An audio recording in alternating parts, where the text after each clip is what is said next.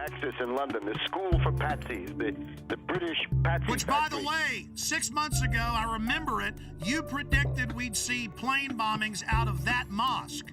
This is not so hard to do. Remember Richard Reed, mentally retarded vagrant who was sleeping on the floor of Brixton Mosque, I think. He was given the same PETN explosive by somebody, so that's what this Omar Farouk was given then allegedly, once again, in Yemen. So you can see it fits together, and it all comes from these same places. There are reports today that the Christmas Day body bomber met with an American-born radical cleric, Anwar al-Awlaki. He's believed to be living in Yemen, al-Awlaki is. He's not only been linked to al-Qaeda in the past, but he reportedly exchanged emails with the suspected Fort Hood shooter, Nidal Hassan, before that shooting massacre in Texas. I would also point out that the security company at Schiphol Airport is ICTS, which is a Israeli-owned firm.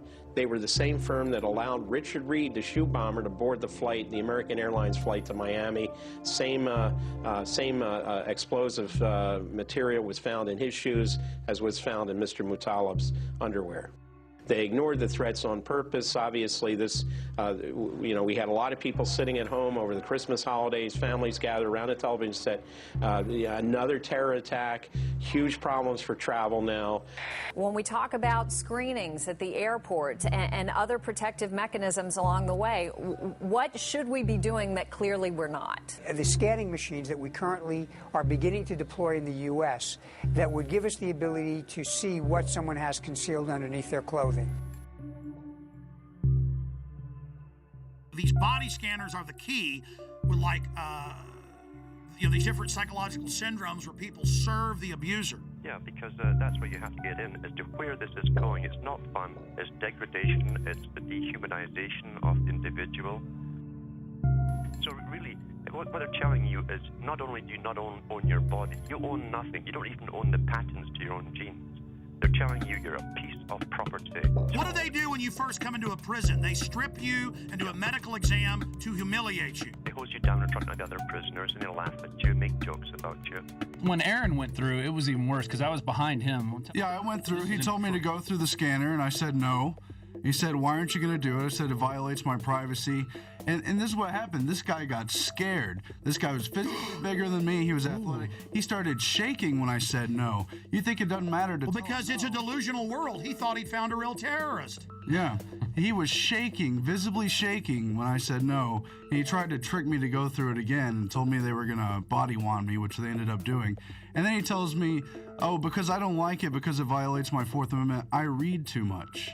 Oh, you're one of those who reads too much. And you said he put his hands on you. Oh, yeah. Oh, yeah, he grabbed When I you said just no, like this. he started shaking. He didn't know what to do, and then his first flinch reaction was to grab my arm and try to pull me through the scanner. It was absolutely crazy, and you got women apologizing to the agents. I'm so sorry, I forgot my mascara and my lipstick. And the Fourth Amendment says if you're going to search, you're not only going to have a warrant, you're going to say specifically what you're looking for. But it's not specific. It's liquids, it's lipstick, it could be shoes, it could be... Breaking the will of the people. The real purpose of body scanners, and you scroll down, it shows the Nazis and others strip searching women in World War II. I'll tell you what I would do personally.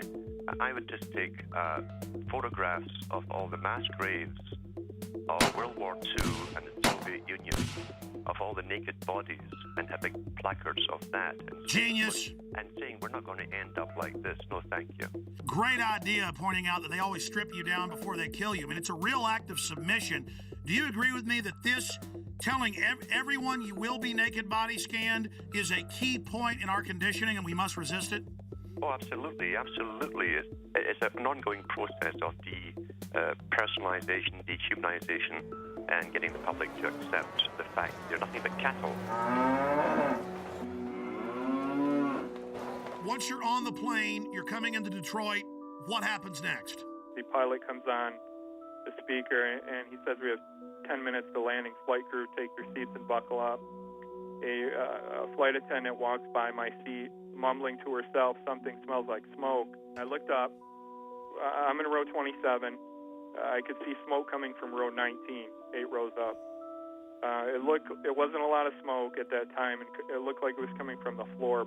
So I unbuckled my seatbelt, took a few steps up the aisle to get a better look, and then it burst into flames across the floor of the seats and up the wall to the ceiling.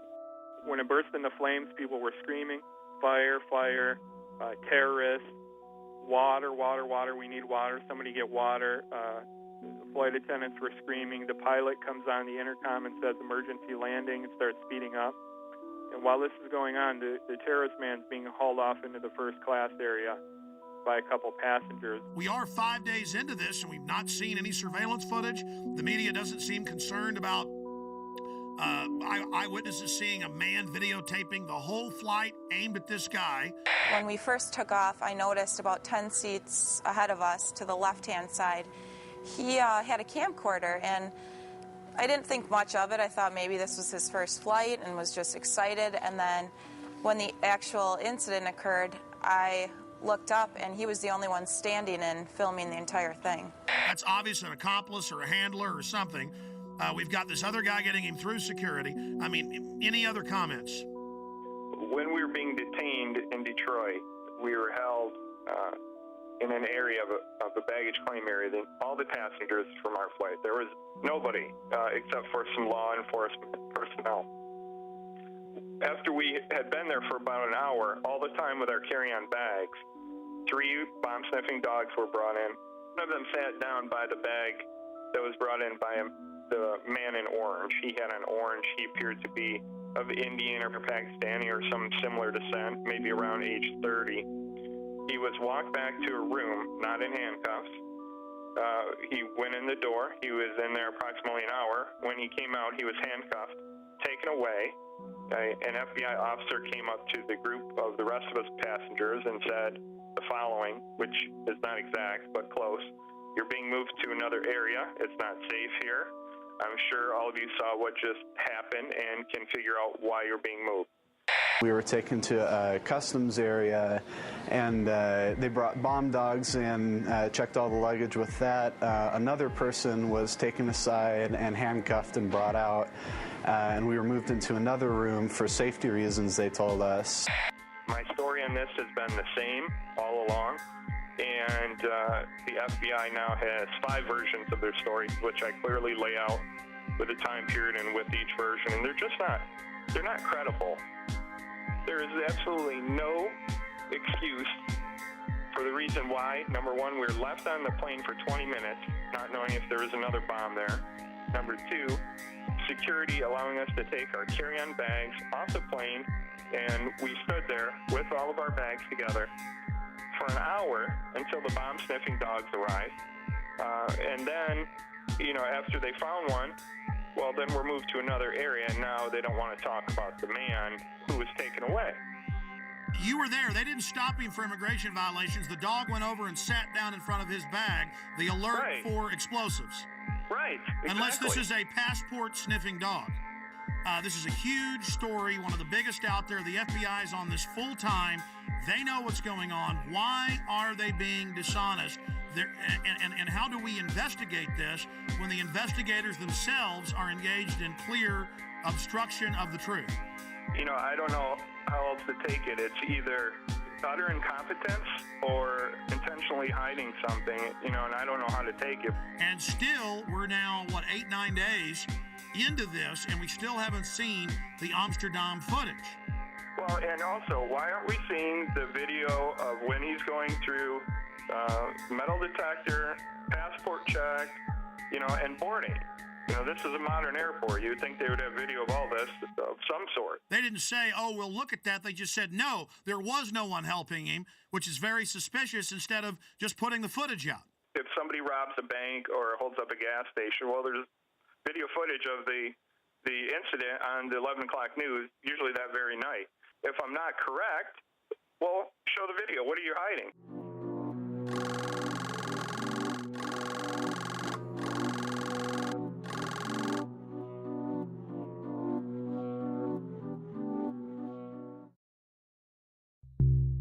Well, now, Sunday, it came out, 5 days ago, 6 days ago.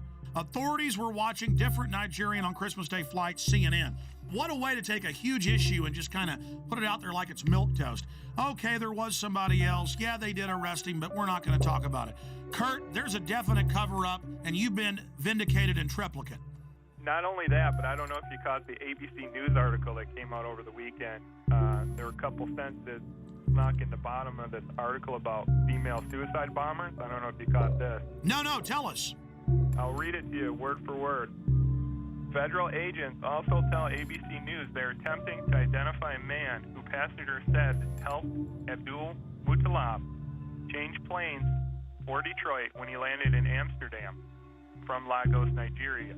Authorities had initially discounted the passenger accounts, but the agents say there is a growing belief the man may have played a role to make sure Abdul Muttalab did not get cold feet. Oh my God, you've been vindicated by them on that. But obviously they think the trail's cold now. They have all the surveillance footage. They were involved in a cover-up. Kurt, this is huge. Well, that was my take on it, but unfortunately for ABC News, they buried it in the bottom of a seemingly unrelated article about female suicide bombers heading here from Yemen. Why is this not front page news everywhere, number one? Number two, why are you burying it at the bottom of this article? Number three, why did you initially discount my story to begin with? It's not like I'm not credible here. And of course, they had COINTELPRO posing as the Patriot movement attacking you. All the usual suspects. I mean, it never ends, Kurt. We are, of course, going to get into the top story today. In plain view, as if it's no big deal, DetroitNews.com. Okay, it was a U.S. government agent that was the smart-dressed man that led Umar Farouk al-Matab, or the underwear bomber, on to the aircraft in Amsterdam. After a month plus of lying and saying that no such man existed, and saying no one else was pulled off the plane in Detroit, supposedly with a bomb. Now they've admitted that happened as well. Kurt Haskell, the lawyer, and his lawyer wife, they've both on record have been proven right with other witnesses.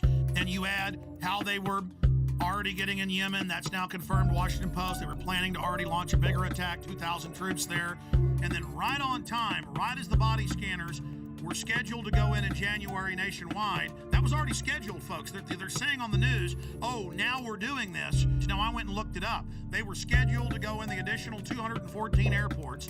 They were in less than 20. So although we have acquired these machines, they are not as widely deployed as they should be. In your current role as a consultant, do you have an interest in body scanners? We consult with all kinds of firms, including firms that do manufacture body scanners. You do have some interest in more sales of body scanners.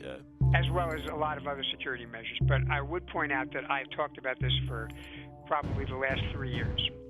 Read what the scanners do to your body. And the TSA guys, again, you need to know why you're going to be dying in 5 years of cancer. Go ahead. And then we find this article about terahertz waves, which is what they use to do this scanner. This came in today. And according to one of their studies, I'm just going to read this real quick. Terahertz waves are in the electromagnetic spectrum between microwaves and infrared. And they pass through non-conductive materials such as clothes, paper, wood, and brick. They say the forces that are generated by these THZ fields are tiny and resonant effects that allow the THZ waves to unzip double-stranded DNA, creating bubbles in the strand that could significantly interfere with processes such as gene expression and DNA replication. So step in the microwave. And of course, the fools don't know that the reports you've pulled up and I've looked at, these things are leaking. But the TSA guys are going to love dying of cancer. Oh, yeah. This is fun. Surrounding it. They're all around it. The thing's right there. Well, see, that's kind of the good thing, though. See, evil always gets judged. These guys make excuses. They're going to make excuses about scanning naked children, scanning naked women and men. They're going to make excuses about how it doesn't hurt you. They're the ones that are going to die first. Oh, yeah. 8 hours a day standing around it. And I'm sad for them, but this is what they want. This is what they get. This is a test of the emergency alert system. Let's go ahead and play the clergy response team clip. Now remember, before this became national news, we got the secret documents from pastors who've been recruited by FEMA. We posted the secret documents with FEMA phone numbers. Train your flocks to turn their guns in. Train your flocks to go to FEMA camps. Train your flocks to take forced inoculations. People didn't believe us, just like they didn't believe the MIAC report. Then suddenly local news began reporting it, but like it was a good thing. Now listen, will martial law ever be a reality? And the preachers are there being paid by the government,